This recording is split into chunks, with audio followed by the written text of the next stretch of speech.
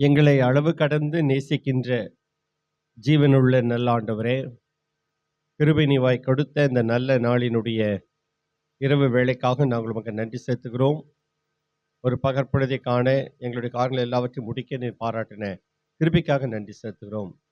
தெய்வ பிள்ளைகளாக உம்முடைய சன்னிதானத்தில் வந்து உம்முடைய வேதத்தில் உள்ள மகத்துவங்களை நாங்கள் வாசிக்க தியானிக்க கடவுள் கொடுத்திருக்கின்ற இந்த நல்ல தருணத்திற்காக சுவாமி நாங்கள் உமக்கு நன்றி செலுத்துகிறோம். வந்திருக்கின்ற தெய்வ பிள்ளைகளை ஆசீர்வதியும், வர இருக்கின்றவர்களை குறித்த நேரத்துக்குள்ளாக அழைத்து வாரும். அனைவருமாக ஒன்று சேர்ந்து உம்முடைய நாமத்தை மகிமைப்படுத்த அருள் தாரும். இயேசுவின் வழியாய் வேண்டிக் கொள்கிறோம் ஜீவன் உள்ள நல்ல பிதாவே, ஆமீன். தொடர்ந்து யோபு 31ஆம் அதிகாரத்தை குறித்து நாம் தியானித்து கொண்டு வருகிறோம். நண்பர்களுக்கும் யோபுவுக்கும் இடையிலே நடந்த 3 கட்ட உரையாடலினுடைய நிறைவு பகுதி தான் இந்த 31வது அதிகாரம். யோபு 26ஆம் அதிகாரத்திலிருந்து 31ஆம் அதிகாரம் வரைக்கும் நண்பர்கள் ஆற்றின உரைக்கு பதிலுரையாக ஒரு பெரிய நீண்ட பதிலுரையை யோபு சொல்லி கொண்டு வருகிறான். அதனுடைய கடைசி பகுதிக்குள்ளாகத்தான் நாம் என்ன செய்திருக்கிறோம், வந்திருக்கின்றோம்.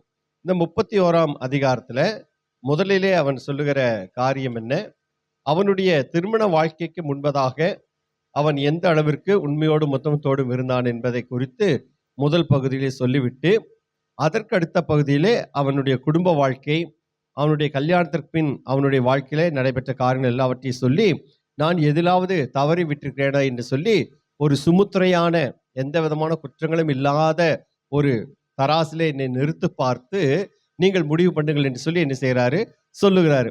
அதற்கடுத்தது மற்றவர்களை எப்படி அவன் நடத்தி கொண்டு வருகிறான் என்பதை குறித்து தான் இந்த அதற்கடுத்த பகுதிகளில் என்ன செய்கிறாரு, சொல்லி கொண்டு வருகிறாரு. அதில் முதலாவதாக தன்னுடைய வேலைக்காரர்களை அவன் எந்த அளவிற்கு எப்படி நடத்தினான் என்பதை குறித்து தான் 13, 14, 15 வசனங்களிலே சொல்லி கொண்டு வருகிறான்.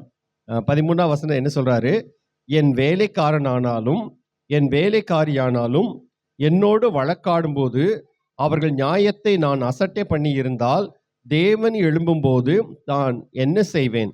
அவர் விசாரிக்கும் போது நான் அவருக்கு என்ன மறு உத்தரவு சொல்லுவேன்? தாயின் கர்ப்பத்தில் என்னை உண்டு பண்ணினவர் அவனையும் உண்டு பண்ணினார் அல்லவோ? ஒரே விதமான கர்ப்பத்தில் எங்களை உருவாக்கினார் அல்லவோ என்று சொல்லி வேலைக்காரர்களை அவன் எப்படி நடத்தினான் என்று சொல்லி இந்த பகுதியில் என்ன செய்கிறார், சொல்லுகிறார். அந்த காலத்தில் வேலைக்காரர்கள் என்பவர்கள் பெரும்பாலும் அடிமைகளாகத்தான் என்ன செய்தார்கள், இருந்தார்கள். எஜமான் அவர்களை எப்படி நடத்தினாலும் அவர்கள் என்ன செய்ய முடியாது, எதிர்பேச முடியாது. கொடுக்கிற கூலியை என்ன கொடுக்குறாரோ வாங்கிட்டு போகணும். அது நியாயமான கூலியாகவும் இருக்கலாம், அநியாயமான கூலியாகவும் இருக்கலாம். எந்த விதமான வார்த்தைகளை என்ன செய்ய முடியாது, பேச முடியாது. ஆனால் இந்த காலத்துல அப்படி பண்ண முடியாது இல்லையா? அனைவருக்கும் என்னது, சங்க வைக்கக்கூடிய உரிமை வந்துருச்சு. பேசுறபடி பேசினதா என்ன செய்யணும், நடத்தணும் என்பதையெல்லாம் எதிர்பார்க்கிறார்கள். ஆனால் அந்த காலத்துல அவர்கள் அடிமைகள். எஜமான் எப்படி நடத்தினாலும் அவர்கள் தாங்கிக் கொள்ள வேண்டும். எந்த விதமான எதிர்பேச்சும் என்ன செய்யக்கூடாது, பேசக்கூடாது. அப்படிப்பட்ட சூழ்நிலையிலே இவன் பெரிய பணக்காரராக இருந்தவன். அந்த கிழக்கு தேசத்துல இவன் தான் பெரிய பணக்காரன். நிறைய நிலபலன்கள், ஆடு மாடுகள் இருந்தது. அதே மாதிரி நிறைய வேலைக்காரர்கள் இருந்தார்கள். அவர்களை எப்படி நடத்தினான் என்று சொல்லி இந்த பகுதி என்ன செய்கிறது, சொல்லுகிறது. என்ன சொல்றாரு பாருங்க, அவர்கள் என்னோடு வழக்காடும் போது அவர்கள் நியாயத்தை நான் அசட்டை பண்ணி இருந்தால்.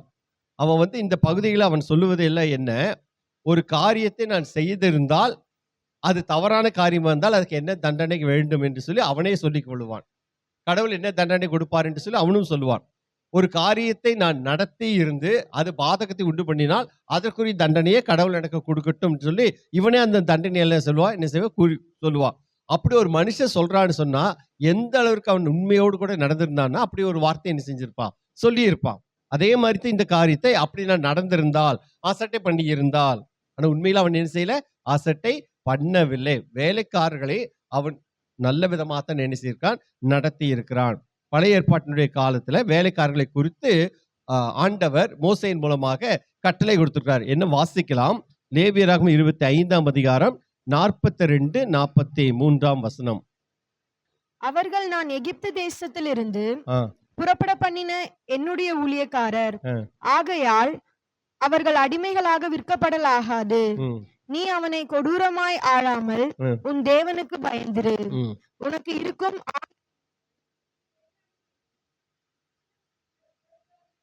பாருங்க, அவர்கள் உனக்கு அடிமைகளாக இருக்கலாம், ஆனால் அவர்களை நீ நியாயப்படி என்ன செய்ய வேண்டும், நடத்த வேண்டும் என்று சொல்லி ஆண்டவர் மோசேயின் மூலமாக இஸ்ரவேல் ஜனங்களுக்கு என்ன செய்கிறார், சொல்லி இருக்கிறார். அது நமக்கும் உரிய பாடம். அதே அதிகாரத்துல 46வது வசனத்தை வாசிக்கலாம்.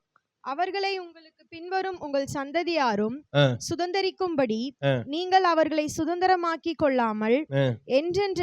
என்றைக்கும் அவர்கள் உங்களுக்கு அடிமைகளாய் இருக்கலாம். ஆ. உங்கள் சகோதரராகிய இஸ்ரவேல் புத்திரரோ ஒருவரை ஒருவர் கொடூரமாக ஆளக்கூடாது. பாருங்க, ஒருவரை ஒருவர் கொடூரமாக ஆளக்கூடாது. அவர்கள் என்றைக்கும் உங்களுடைய சந்ததி சந்ததியாக அவர்கள் அடிமைகளாக வைத்திருந்தாலும் நீங்கள் அவர்களை மனித தன்மையோடு தான் என்ன செய்ய வேண்டும், நடத்த வேண்டும். ஒருபோதும் கொடூரமாக என்ன செய்யக்கூடாது, ஆளக்கூடாது. அப்படி வேலைக்காரர்களை கொடூரமாக ஆண்டால் அவர்களுக்காக யார் வந்து பேசுவாரு, கடவுளே வந்து என்ன செய்வார், பேசுவார். ஏன்? வேலைக்காரர்களை உருவாக்குனது யாருதான், ஆண்டவர் தான். எஜமான்களை உருவாக்குறது யாருதான், ஆண்டவர் தான். அப்ப ஆண்டவரே தான் இந்த காரியத்தை சொல்லியிருக்கிறாரு. அவர்களை நீ என்ன செய்யக்கூடாது, கொடூரமாக நடத்தக்கூடாது. அப்படி நடத்தினால் அவர்களின் பட்சத்திலே தேவன் நின்று நமக்கு எதிராக என்ன செய்வார், நியாயம் செய்வார். ஆக வேலைக்காரர்களை நடத்த வேண்டிய விதத்தில் என்ன செய்ய வேண்டும், நடத்த வேண்டும். இன்னொரு வசனத்தை கூட வாசிக்கலாம். நீதிமொழிகள் 14ஆம் அதிகாரம் 31ஆம் வசனம். தரித்திரனை ஒடுக்குகிறவன் ஆ. அவனை உண்டாக்கினவரை நிந்திக்கிறான். ஆ. தரித்திரனுக்கு தயை செய்கிறவனோ ஆ. அவரை கனம் பண்ணுகிறான். பாருங்க, அப்படிப்பட்டவர்களை ஒடுக்கி ஆளுகிறவன் அவனை உண்டாக்கினவரை என்ன செய்கிறானாம், நிந்திக்கிறானாம். அப்ப வேலைக்காரனை நாம் ஒடுக்கி ஆண்டு அவனை நாம் நிந்தித்தோம் என்று சொன்னால் நாம் யாரை நிந்திக்கிறோம் என்று சொல்லி அர்த்தம், வேலைக்காரனை உண்டாக்கின கடவுளை நாம் என்ன செய்கிறோம், நிந்திக்கிறோம். அவனுக்கு நாம் தயை செய்தால் நாம் யாரை கனம் பண்ணுகிறோம், ஆண்டவரை கனம் பண்ணுகிறோம். ஏன்? உங்களையும் படைத்தவர் அவர்தான், வேலைக்காரரை படைத்தவர் அவர்தான், நம்மை அனைவரையும் படைத்தவர் யார்தான், அவர்தான். அவருடைய படைப்பிலே வித்தியாசங்கள் இல்லை. நாம தான் என்ன செஞ்சிருக்கிறோம், இவன் படிச்சவன் படிக்காதவன், இவன் உயர்ந்தவன் தாழ்ந்தவன், அவன் அந்த ஜாதி இந்த ஜாதி, அந்த பாஷை பேசுறவன் இந்த பாஷை பேசுறவன், நமக்குள்ளே தான் என்ன செய்து கொண்டிருக்கிறோம், வித்தியாசங்களை நாமே தான் உருவாக்கி கொண்டிருக்கிறோம். ஆனா கடவுள் உருவாக்கும் பொழுது அனைவரும் எப்படித்தான் உருவாக்குனாரு, ஒன்றாகத்தான் உருவாக்குனாரு. எந்த விதமான மாறுபாடுகளோ வேறுபாடுகளோ கொடுத்து ஆண்டவர் மனுக்குலத்தை என்ன செய்யவில்லை, உருவாக்கவில்லை. அது கடவுளுடைய படைப்பிலே நாம் அனைவரும் என்னதான், சம்பந்தம், எந்த விதமான வித்தியாசமும் இல்லை.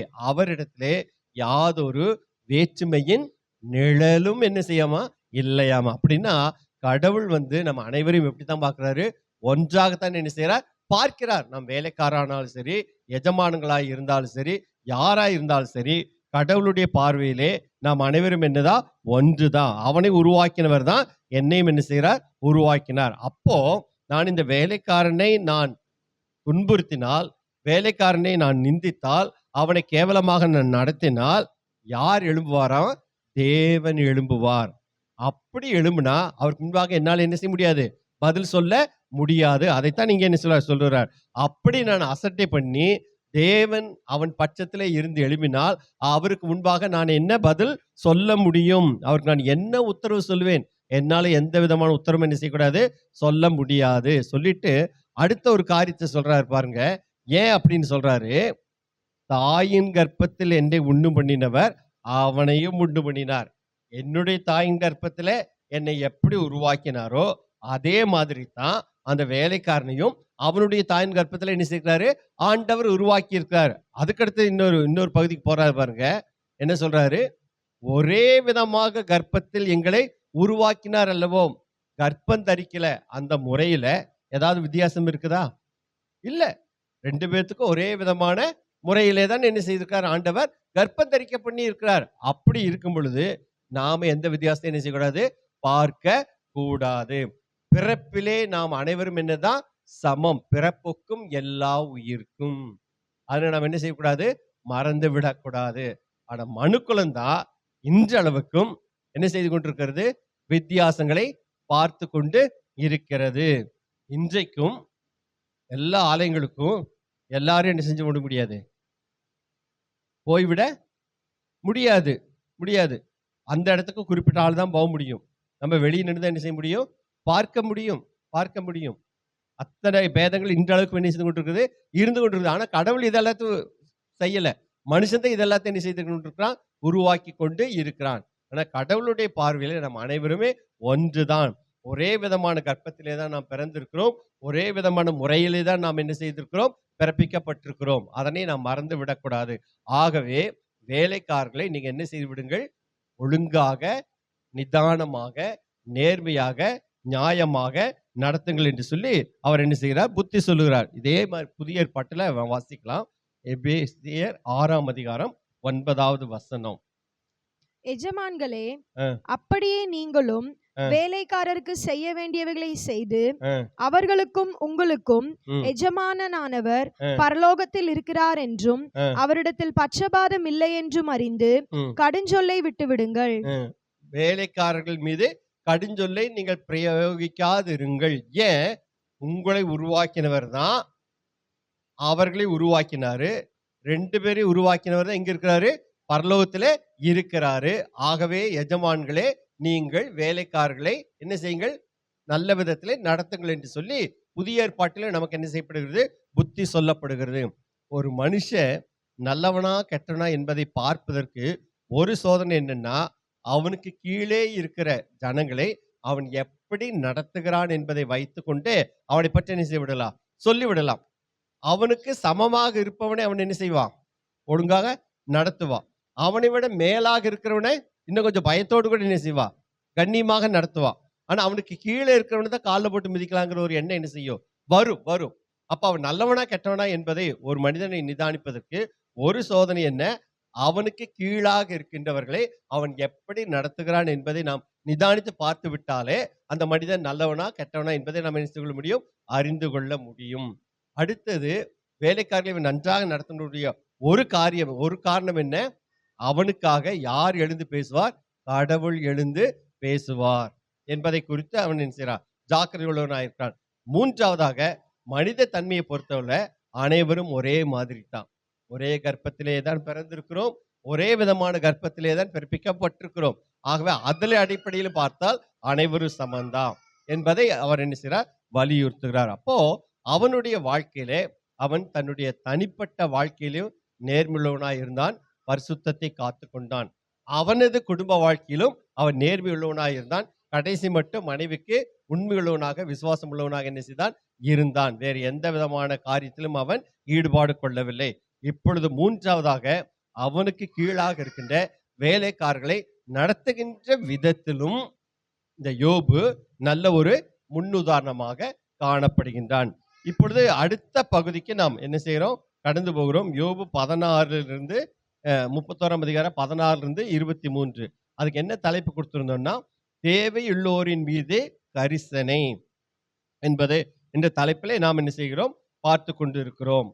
அவன் சொல்லுகின்ற காரியம் என்ன, நான் எளியோரையும் சரி, விதவைகளையும் சரி, மற்ற யாரையும் சரி, நான் எந்த விதத்திலும் மோசமாக என்ன செய்யவில்லை, நடத்தவில்லை.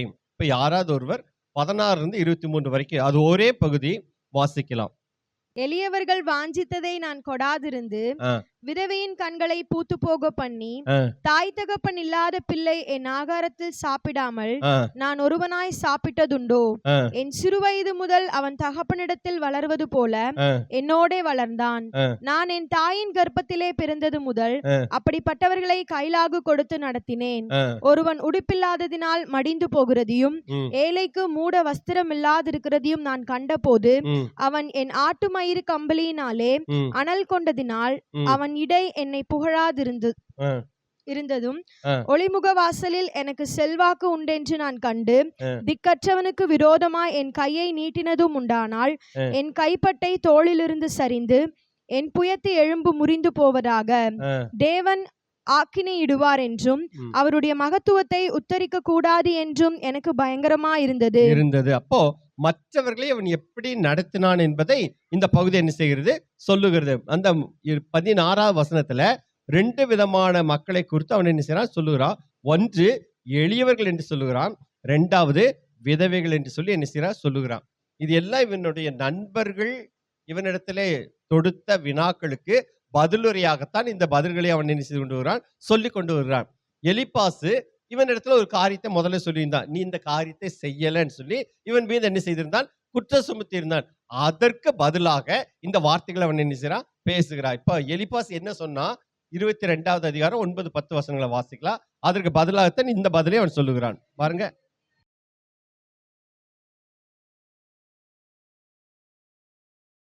பாருங்க, உனக்கு ஏன் இந்த பிரச்சனை வந்துச்சு? நீ இந்த எளியவர்களை நீ மோசம் போக்கிட்ட, தாய் தகப்பன் இல்லாதவர்களை நீ என்ன செய்து விட்ட, மோசம் போக்கிட்ட. அதனாலதான் சடுதியாக உனக்கு இப்படிப்பட்ட பயங்கரங்கள் வந்தது என்று சொல்லி அபாண்டமான ஒரு பழியை யோபு மீது என்ன செய்கிறார், எலிப்பாசு சுமத்துகிறார்.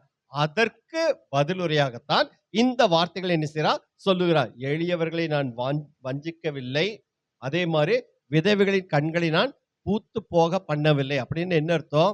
உனக்கு நான் இதை செய்யறேன்னு சொல்லிட்டு 1 மாசமா வெயிட் பண்ணி அப்பா இன்னைக்கு கொடுப்பாரு, நாளை கொடுப்பாருன்னு சொல்லிட்டு அந்த 1 மாசம் முடிஞ்ச ஒரு பாடு நான் கொடுக்க முடியாது, போயிட்டு வான்னு சொல்றாங்க இல்லையா? அப்போ காத்திருந்து கண்கள் என்ன செய்து விடுகிறது, பூத்து போய் விடுகிறது. அப்படியெல்லாம் நான் இதுவரைக்கும் நான் என்ன செய்யவில்லை, யாருக்கும் பண்ணவில்லை என்று சொல்லி அவர் என்ன செய்யறார், சொல்லுகிறாரு. அந்த கேள்விக்கு பதிலாகத்தான் இதை என்ன செய்யறாரு, சொல்லுகிறாரு. இப்படிப்பட்டவர்களை நாம் எப்படி நடத்த வேண்டும் என்பது பழைய ஏற்பாட்டில் ஏற்கனவே கொடுக்கப்பட்டிருக்கிறது. அதை நாம் மறந்துவிடக்கூடாது. உபாகமம் 15ஆம் அதிகாரம் 7-9 வசனம் வரைக்கும் வாசிக்கலாம். உன் தேவனாகிய கர்த்தர் உனக்கு கொடுக்கும் தேசத்தில் எந்த வாசலிலும் உன் சகோதரரில் எளியவனான ஒருவன் இருந்தால், எளியவனாகிய உன் சகோதரனுக்கு உன் இருதயத்தை நீ கடினமாக்காமலும் உன் கையை மூடாமலும் அவனுக்கு உன் கையை தாராளமாய் திறந்து அவனுடைய அவசரத்தின் நிமித்தம் அவனுக்கு தேவையானதை கடன் கொடுப்பாயாக. விடுதலை வருஷமாகிய 7ஆம் வருஷம் கிட்டி இருக்கிறது என்று சொல்லி உன் இருதயத்திலே பொல்லாத நினைவு கொண்டு உன் ஏழை சகோதரனுக்கு கொடாமல் மறுத்து அவன் மேல் வன்கண் வைக்காதபடிக்கும் அவன் உன்னை குறித்து கர்த்தரை நோக்கி அபயமிடாதபடிக்கும் எச்சரிக்கையாயிரு. அப்படி செய்வாயானால் அது உனக்கு பாவமா இருக்கும். பாருங்க என்ன சொல்றாரு, எளியவன் உங்ககிட்ட கேட்டான நீ அவனுக்கு தாராளமா என்ன செய்ய, கொடு. அந்த ஒவ்வொரு 7வது வருஷமும் அவர்களுக்கு என்னது, ஓய்வு வருஷம். நிலத்துக்கும் ஓய்வு கொடுக்கணும். அப்ப நிலத்துக்கு ஓய்வுன்னா அப்ப சாப்பாட்டுக்கு என்ன பண்றது? அப்ப ஆண்டவர் அதற்கு ஒரு ஏற்பாடு பண்ணார். என்னன்னா 6வது வருஷத்துல அவங்க விதைக்கிற விதைக்கு 2 மடங்கு விளைச்சல் ஆண்டவர் என்ன செய்வாரு, தருவார். அப்போ அந்த வருஷத்துக்கு தேவையான தானியத்தை ஆண்டவர் 6வது வருஷத்துலயே கொடுத்துருவாரு. 7வது வருஷத்துல ஒண்ணும் பண்ணக்கூடாது. நிலத்துக்கும் என்னது, ரெஸ்ட் கொடுத்தாகணும். எப்படி மனுஷனுக்கு 7வது நாள் ஓய்வு நாளோ அதே மாதிரி நிலத்துக்கும் 7வது வருஷம் ஓய்வு வருஷம். நிலத்துல எதுவும் என்ன செய்யக்கூடாது, பயிரிடக்கூடாது. அப்ப சாப்பாட்டுக்கு எங்க போகுது? அதுக்காகத்தான் 6வது வருஷத்துலயே ஆண்டவர் ரெட்டத்தினே என்ன செய்வார், விளைச்சலை கொடுப்பார். அந்த 7வது வருஷத்துல இன்னொரு காரியம் என்னன்னா, யாராச்சும் கடன் வாங்கியிருந்தா அந்த கடனை அவனுக்கு என்ன செஞ்சிடணும், மன்னிச்சிடணும். நீ அவங்ககிட்ட என்ன செய்யக்கூடாது, திருப்பி கேட்கக்கூடாது. இப்ப சப்போஸ் 6வது வருஷத்துல ஒருத்தர் கடன் கேட்கறான். இப்ப 1வது வருஷம் கடன் கேட்டா கூட அந்த 7 வருஷத்துக்குள்ள அவன் கொடுத்துருவாங்க ஒரு நம்பிக்கை கூட நமக்கு என்ன செய்யும், வரும். இப்ப 6வது வருஷம் அவங்க கடன் வாங்குறோம், அடுத்த வருஷத்துல விடுதலை வருஷம். எந்த கடன் வாங்கினாலும் அதை என்ன செஞ்சிடணும், தள்ளுபடி பண்ணின்னு அவங்ககிட்ட கேட்கக்கூடாதுன்னு இருக்குது. அப்ப யாராச்சும் கொடுக்கறதுக்கு மனசு வருமா? ஏன்னா யூபிலி வருஷம் அடுத்த வருஷம் வந்துருது. இவன் வாங்கிட்டு கொடுக்காத போயிட்டா நமக்கு பணம் நஷ்டம் தான் எல்லாருமே யோசிப்போம். எல்லாருமே மனுஷங்க தானே. ஆனா கடவுள் என்ன சொல்றாரு, அப்படி நீ யோசித்துட்டு அவனுக்கு நீ கையை நீட்டாத என்ன செய்யக்கூடாது, இருக்கக்கூடாது. இல்ல போயிட்டு வா எனக்கு கிடையாதுன்னு சொல்லி நீ என்ன செய்யாத, சொல்லாத. அப்போ எளியவன் எப்ப கேட்டாலும் அவனுக்கு நீ கொடுப்பதற்கு என்ன செய்யணும், ஆயத்தமா இருக்கணும்னு சொல்லி ஆண்டவர் சொல்றாரு. அதே 11வது வசனத்தை வாசிங்க. தேசத்திலே எளியவர்கள் இல்லாதிருப்பதில்லை, ஆகையால் உன் தேசத்திலே சிறுமைப்பட்டவனும் எளியவனுமாகிய உன் சகோதரனுக்கு உன் கையை தாராளமாய் திறக்க வேண்டும் என்று நான் உனக்கு கட்டளையிடுகிறேன். தேசத்திலே சிறுமையானவர்கள் எளிமையானவர்கள் இல்லாமற் போவது இல்லை. ஏழைகள் இருக்கத்தான் என்ன செய்வார்கள். அவர்களை நான் தான் என்ன செய்திருக்கிறேன், உருவாக்கி இருக்கிறேன். அவர்களுக்கு ஆதரவளிக்கத்தான் உன்னை நான் என்ன செய்திருக்கிறேன், உயர்த்தி இருக்கிறேன். அதனை நாம் என்ன செய்யக்கூடாது, மறந்து விடக்கூடாது. மற்றவர்கள் நலனுக்காக ஆண்டவர் நம்மை என்ன செய்திருக்கார், ஆசீர்வதித்திருக்கார். நம் மூலமாக மற்றவர்கள் என்ன செய்யணும், ஆசீர்வதிக்கப்படணும். நாம் மாத்திரம் ஆசீர்வாதத்தை கண்டடைந்தால் பத்தாது, நம் மூலமாக அநேகர் என்ன செய்ய வேண்டும், ஆசீர்வாதத்தை கண்டடைய வேண்டும். ஆபிரகாமை ஆண்டவர் என்ன செய்தார், அழைத்தார். ஆதியாகமம் 12ஆம் அதிகாரத்துல அழைத்து அவர் என்ன சொல்றார், அவனுக்கு 7 விதமான வாக்குத்தத்தங்கள் இல்லைன்னா ஆசீர்வாதம் வச்சுக்கலாம் கொடுத்தார். நான் உன்னை பெரிய ஜாதியாக்குவேன், நான் உன் பேரை பெருமைப்படுத்துவேன், நான் உன்னை ஆசீர்வதிப்பேன், நீ ஆசீர்வாதமாய் இருப்பாய், உன்னை ஆசீர்வதிக்கின்றவர்களை நான் ஆசீர்வதிப்பேன், உன்னை சபிக்கின்றவர்களை நான் சபிப்பேன், பூமியில் உள்ள வம்சங்கள் எல்லாம் உனக்குள் ஆசீர்வதிக்கப்படும். ஆபிரகாம் ஒரு மனுஷன், அவனை ஆண்டவர் ஆசீர்வதிக்கிறாரு. அவன் மூலமா யார் ஆசீர்வதிக்கப்படுவாங்களாமா? பூமியில் உள்ள வம்சங்கள் எல்லாம் உனக்குள் ஆசீர்வதிக்கப்படும். All the families of the earth will be blessed through you. அப்ப ஆண்டவர் உன்னை ஆசீர்வதினுடைய நோக்கம் என்ன? உன் மூலமாக வம்சங்கள் என்ன செய்யப்பட வேண்டும்? ஆசீர்வதிக்கப்பட வேண்டும். ஆபிரகாமுக்கு கொடுத்த வாக்குத்தத்தம் தான் நமக்கும் உரியது. ஏன்? நீங்களும் நானும் யாரு? விசுவாசனுடைய அடிப்படையிலே ஆபிரகாமினுடைய பிள்ளைகள். நமக்கு தகப்பன் யாரு? உங்கள் தகப்பனாகிய ஆபிரகாமை பாருங்கள். அவன் ஒருவனாயிருக்கையில் நான் அவனை அழைத்து வந்து அவனை நான் ஆசீர்வதித்தேன்னு சொல்லி ஏசாயா 51 வசனத்தில் வருது. அப்ப நீங்களும் நானும் ஆபிரகாமினுடைய சந்ததி என்று சொல்லுவோம் என்று சொன்னால், ஆபிரகாம் நம்முடைய முற்பிதா என்று சொல்லுவோம் என்று சொன்னால், ஆபிரகாமுக்கு என்னென்னவெல்லாம் உரிமை இருந்துச்சோ, என்னென்னவெல்லாம் சுதந்திரம் இருந்துச்சோ, என்னென்னவெல்லாம் வாக்குத்தத்தத்தை ஆண்டவர் கொடுத்தாரோ, அதுவும் ஆவிக்குரிய இஸ்ரவேலர்களாகிய உங்களுக்கும் எனக்கும் என்னது? உரியது. விசுவாசனுடைய அடிப்படையிலே அந்த உரிமைக்கு சொந்தக்காரர்களாக ஆண்டவர் நம்மை என்ன செய்கிறார்? மாற்றி இருக்கிறார். அப்ப நம்மை ஆண்டவர் உயர்த்தி இருப்பார் என்று சொன்னால், எப்படி ஆபிரகாமை உயர்த்தி சந்ததிகளுக்கு ஆசீர்வாதமாக வைத்தாரோ அதே வண்ணமாகத்தான் உங்களையும் என்னையும் உயர்த்தி சந்ததிகளுக்கு என்ன செய்வார்? ஆண்டவர் ஆசீர்வாதமாக வைத்திருப்பார். நாம் மாத்திரம் சேர்த்து கொண்டு நாம் என்ன செய்யக்கூடாது? அனுபவித்துக் கொண்டிருக்க கூடாது. மற்றவர்களுக்கு கொடுக்க நாம் என்ன செய்யப்படுகிறோம்? அழைக்கப்படுகிறோம். நம் மூலமாக அநேகர் என்ன செய்ய வேண்டும்? ஆசீர்வாதத்தை கண்டடைய வேண்டும். நம்மை காட்டில வறியவர்கள், தாழ்ந்த நிலைமையில இருப்பவர்கள், விளிம்பு நிலை மக்கள், இவர்கள் எல்லாம் என்ன செய்ய வேண்டும்? உயர்வை கண்டடைய வேண்டும். அதனாலதான் மற்றவர்களின் பேரிலே அக்கறை இருக்கத்தான் ஆண்டவர் உங்களை என்னை இந்த உலகத்தில் என்ன செய்கிறார்? வைத்திருக்கிறார். காயினை பார்த்து ஆண்டவர் கேள்வி கேட்டார், உன் சகோதரனாகிய ஆபேல் எங்கேன்னு கேட்கிறார். இங்கேன்னு கேட்கிறார். பிலிப்பியர் 2:4 என்ன சொல்லுது? அவனவன் தனக்கானவைகளை மாத்திரமல்ல பிறனுக்கானவைகளையும் நோக்குவானாக. நாம் மற்றவர்களின் பேரிலும் அக்கறை உள்ளவர்களாக இருக்கத்தான் ஆண்டவர் நம்மை என்ன செய்கிறார்? அழைத்திருக்கிறார். ஆகவேதான் அவன் சொல்லுகிற காரியம் என்ன? அவர்கள் வாஞ்சித்ததை நான் என்ன செய்யல? கொடாமல் இருக்கவில்லை. அதே மாதிரி விதவைகளின் கண்களை ஒரு நாளும் நான் என்ன செய்யவில்லை? பூத்து போக பண்ணவில்லை. அவர்கள் எந்த எதிர்பார்ப்போடு கூட என்னிடத்துல வந்து யாசித்தார்களோ அந்த எதிர்பார்ப்பை நான் 100% என்ன செய்தேன்? நிச்சயமாக நிறைவேற்றினேன் என்று சொல்லி தைரியமாக என்ன செய்கிறார்? சொல்லுகிறார். அப்போ எலிப்பாசனுடைய ஒரு குற்றச்சாட்டுக்கு இந்த பதிலை என்ன செய்கிறார்? அவர் சொல்லி இருக்கிறார். இப்போ வாசிக்கலாம். நீதிமொழிகள் 19:17. ஏழைக்கு இறங்குகிறவன் கர்த்தருக்கு கடன் கொடுக்கிறான், அவன் கொடுத்ததை அவர் திரும்ப கொடுப்பார்.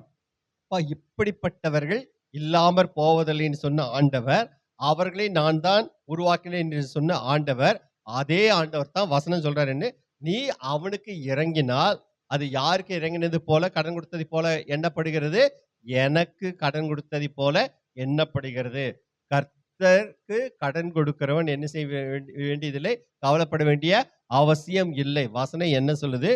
ஏழைக்கு இறங்குறவன் கர்த்தருக்கு கடன் கொடுக்கிறான், அவன் கொடுத்ததை அவர் திரும்ப கொடுப்பாராம். திரும்ப கொடுப்பார். மறந்து விடக்கூடாது. எத்தனை மடங்கு கொடுப்பார் என்பது ஆண்டவருக்கு என்ன செய்யும்? தெரியும். யோபுவுக்கு கொடுத்தாரா இல்லையா? எத்தனை மடங்கு கொடுத்தாரு?